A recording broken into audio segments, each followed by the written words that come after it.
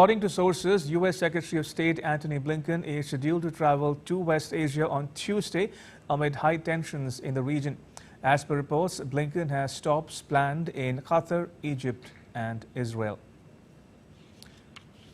This is something we were not aware of or involved in.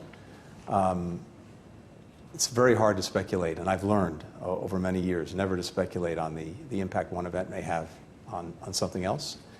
So I can't tell you what this means. I can tell you that the imperative of getting a ceasefire, the importance that that has for everyone remains. And we will continue to labor that for as long as it takes to get there.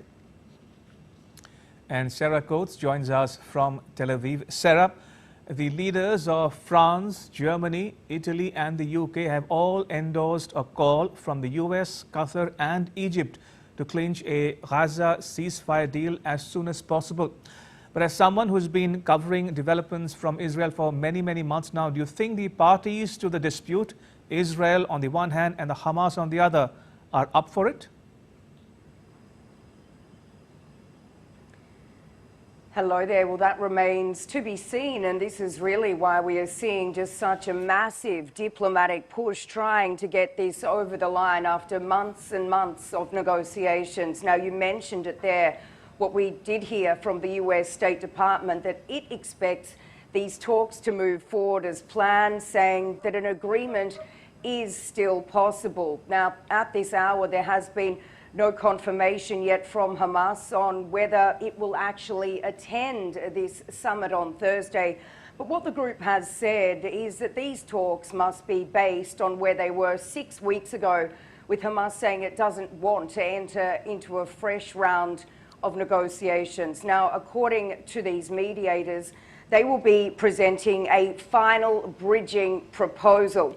It does remain, though, at this hour also unclear as to the stance of the Israeli Prime Minister Benjamin Netanyahu.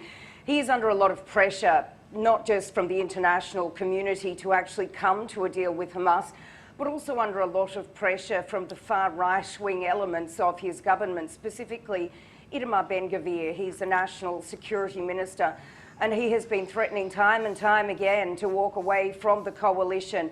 He's one of the ones that keeps Benjamin Netanyahu in power, and he says if Netanyahu basically makes what he says is an irresponsible deal, that he will walk away, collapse the coalition, and there will be no deal to get these remaining hostages out. So certainly at a very crucial time, and this of course is why we are hearing that the US Secretary of State Antony Blinken could be arriving in the Middle East as early as this evening.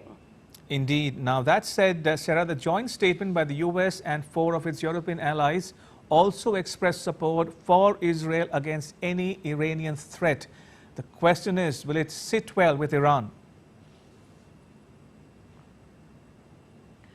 We do actually have a statement from the Iranian Foreign Ministry on this. It says it calls for restraint, lack political logic and contradict principles of international law. Now, we do need to remember here that Tehran is blaming Israel for the assassination of the head of Hamas's Politburo, Ismail Haniyeh, in Tehran, despite no admission of guilt by the Israeli government. So certainly an extremely tense time here in the region.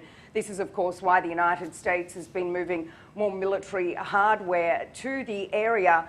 And we do have a little more from the Foreign Ministry spokesperson saying that Tehran is determined to deter Israel, calling on Paris, London and Berlin to once and for all stand up against the war in Gaza and, quote, the warmongering of Israel. And this comes amid other reports in Hebrew media coming out just a few hours ago that Israel will actually strike Iran even if it strikes Israel and causes no civilian casualties. So certainly a very worrying time in the Middle East.